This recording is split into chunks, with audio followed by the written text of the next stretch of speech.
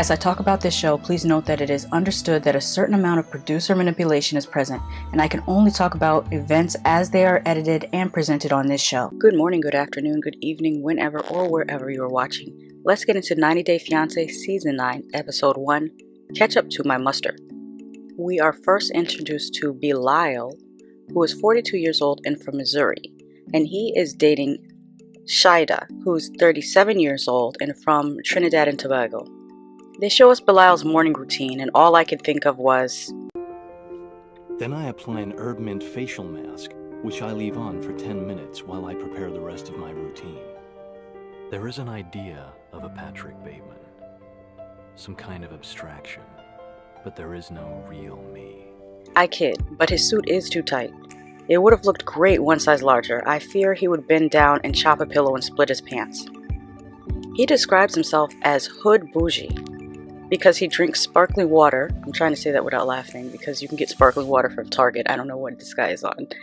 Nice suits and watches. Because obviously no one else has nice suits or watches in the world, just him.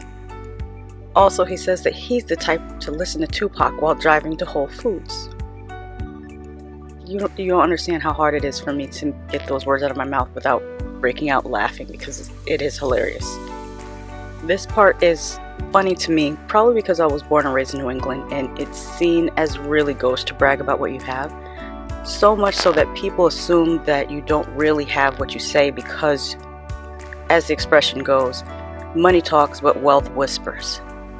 I tweeted that he reminded me of people who act like they're doing something big by going to Martha's Vineyard. If you're from the area, you know what I'm talking about. Also, I know a lot about bougie. I grew up in Massachusetts and Connecticut and narrowly escaped getting sent to boarding school. I mean, like, literally. I took the entrance exam and did an interview for Loomis Chaffee. I got accepted by my parents, got distracted by their divorce, and I got to go to public school. I still got put in a college prep program, though, and I didn't escape my dad making me take writing lessons every Saturday. It's fun once in a while. Courses are great, but every Saturday gets boring, especially when I just want to go to the mall with my friends instead. My point is, I know bougie. It's just funny and kind of corny to see it on television. I had to laugh. Reminds me of some of my male cousins who looked at me like I had 3 heads because I worked at Taco Bell on campus for a semester. They literally were like, we would never work fast food. I was like, okay, but I like tacos. I actually think Mid-Atlantic Maryland and Delaware might out-bougie New England bougie because they also have the whole fraternity sorority stuff and Jack and Jill and cotillions, which isn't that much of a big northern thing. Y'all tell me in the comments, which state do you think is the bougiest? He seems to have a good relationship with his ex-wife, Shaeeda, which is always a positive when people have children together, when people are able to co-parent. She does remind him that he is crazy, and she wishes them luck. AKA, she knows he might freak out if she leaves socks on the floor. I wonder if he turns all his cans in the same direction as well.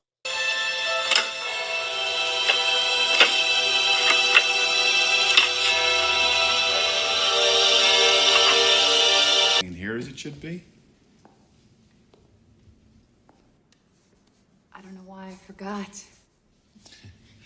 Well, we all forget things. That's what reminding is for. He states that he is Muslim and so he had a spiritual marriage so that he could sleep with Shaeeda. I mean, he doesn't say it that way. I'm just reading between the lines. Now here's the part that aggravates me. He plans to test Shaeeda because he's worried about his assets. He should just clearly explain that his wealth is meant to go primarily to his kids, ask for a prenup, and call it a day. That's it. That's the test. None of this other funny business. He goes boating with his kids, and I saw people trying to judge the fishing poles for being cheap kid starter poles. Stop doing that. I am for not buying kids expensive fishing poles. My dad had a boat and we went fishing often. A child losing an expensive ass pole in the water is not fun, so let them use the cheapies until they're older. They were super cute, lovely kids. I think they will have some good questions for Shaeeda. They remind me of Connecticut Mike's kids, wise beyond their years. Bilal video chats Shy in front of the white wall so he can hide his home. Which, side note, is ridiculous because from what I'm seeing on Twitter, he's posted about all his stuff on Instagram. So like, what are you trying to hide? And I believe you met her through Instagram. So this whole storyline is coming off as contrived BS to me for you to, quote, hide your things that you show off in your Instagram. I saw a picture on Twitter and it was like the interior of his car, and there's pictures of him with red bottom shoes, etc. I could not find the picture, but somebody posted a picture on Twitter where his shoes were like 2 sizes too big, but that's another matter entirely. Anyways, you can't flaunt everything you have on Instagram and then pretend like you don't have it, because you're gonna look like a fraud either way. You're gonna look like either you're pretending to have things you don't have, or you're gonna look like a weirdo. Anyways, during the video chat, Shy mentions that she wants a child. He worries about how she will treat his children, which is a valid thing to worry about. He needs to decide if he wants another child or not and not waste her time, because she is 37 years old and women have a timeline that we have to adhere to. His older sister comes to help him set up for her arrival. And it's nice that they put, gifts out there and flags from her country. I like that. She seems very protective over her little brother, which is sweet. But then she said something kind of odd about women not being worth anything if they're not married by a certain... It was just a weird statement to make. I would never make that statement, especially not on television. Even if you felt that weird thing, why would you say that on television and not realize how evil that makes you sound? I'm just saying. Anyways, we are introduced to Kara, who's 29. Oh, what state is she from? I didn't catch the state. I will insert the state that she's from. And Guillermo, who is he's 23 and he's from Venezuela, but he has moved to the Dominican Republic. So over the panoramic, Kara has picked up balloons or balloon decoration as a side hustle, I would say. She's also been a barista, a dancer, and do I need to insert that in living color GIF again? She's another person that's had a lot of jobs. But she seems like the fun girl who hula hoops on the beach. She's definitely the type that has like a word art in her house that says it's wine o'clock. She met Guillermo in Dominican Republic when he was a bartender. He has an expired Venezuelan passport, so he's very nervous to travel to the US. Although the United States and Venezuela have an agreement that I think passports that are expired up to 5 years are still acceptable due to the current political climate in Venezuela. He also states that he was part of the resistance and got shot at by the police and decided that he wanted to live. So he joined his brothers in the Dominican Republic. And does anyone else, whenever you hear the words Dominican Republic, hear T.S. Madison saying Dominican Republic? Kara also worries if Guillermo is going to like it here in the US. She plans to go to the Dominican Republic, hoping to help him with his passport situation. And I think she'll help him because she does seem to have just a teeny bit of Karen energy. Next we meet Jibri, who's 27 from South Dakota, and Miona, who's 23 from Serbia. Side note, the name Jibri is primarily a male name of African and North African origin that means angel of Allah. The name Miona is a Serbian name that means dear beloved. I just thought that was interesting. Jibri wears colorful clothes and he thinks that he stands out, which in South Dakota I'm sure he does stand out, but if he was in California or New York or even here in Orlando, he would just look like an average person walking down the street. He's in a musical group called the Black Serbs. At this time he's saying that to save money for he and Miona's marriage, he has moved back in with his parents, Mahala and Brian. I love his mother's facial expressions. When he said, "I'm a hustler," she looked like she wanted to smack him upside the head, but she didn't because there's cameras there. Jibri is funny as hell.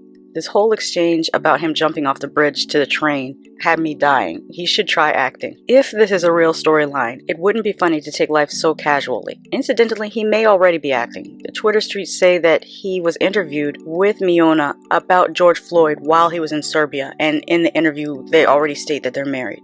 So there's that. He has a conversation about her staying with his parents for 12 months. No guarantee it will only be 12 months though.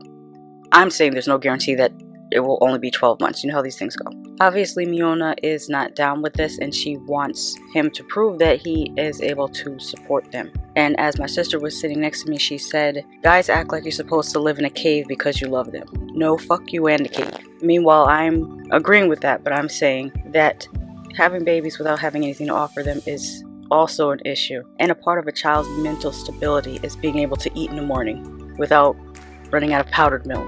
Anyways, point being, we can learn from Serbian, Ukrainian, Russian, Asian ladies to have standards. Just saying. Jibri's mom says she wants Miona to dress more modestly in her home. Jibri says that his mom was a feminist who went to nude beaches, so he doesn't understand her sudden change. She also mentions overhearing Miona calling Jibri stupid on the video chat, and she is concerned as any parent would be. His mother reminds me of mine. She will speak to you quietly about her concerns, but if you don't listen and you try her, she'll rage out on your ass good. I can see it in her eyes. She just doesn't want to do that in front of the camera. Side note, Miona is blackfishing. Her whole aesthetic is Culture Vulture Kardashian circa 2016, and it is late, delayed, and tired. She should stop doing that. I hope when she gets to the US, she gets the full black experience when she gets to South Dakota. I hope old ladies clutch their purses when she walks by and she gets followed around a beauty supply store.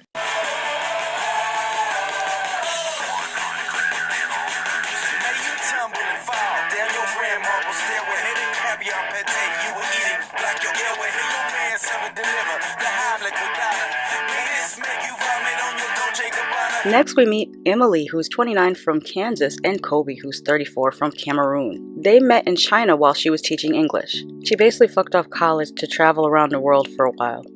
Must be nice. And in China, she runs into a Cameroonian underwear model. She says they did the dang thing on the bathroom floor for 2 hours, and she came back to her parents' home pregnant. To illustrate what a great picker she is, she tells us that her exes are in jail. Anyways, her son Koban is 17 months old and hasn't met his dad in person yet. She's gained a little weight and isn't sure if Kobe will still be attracted to her. They show her having dinner with her family, and what is up with her sister's bangs? Why are they plastered to her forehead? This is an issue for me. I don't know why. It doesn't affect me in any way, but I'm just saying. They discuss how he'll fit in their non-diverse town, and also discuss how they will all have to share this home with one bathroom. Why does she have money to travel the world, yet they have one bathroom? I would not have wasted money on her tuition for her to fuck off college and run around the world and not add an additional bathroom to this house. Kobe has said that he has opened a cafe in Cameroon 3 months before he's supposed to come to the US. So hopefully he will be getting some income from his cafe as he's in the US, because a lot of people were like, why would he do that when he knew he was coming here in 3 months? And I'm like, I think that's actually smart that he did that, because he wouldn't be able to work when he got here immediately, and he needs some source of income. Because what if things go bad and he had no money? He would be completely at Emily and her family's mercy. So I think it's smart that he set up something that would provide him with some income. So that's the end of my notes for this episode. So until next time, one love.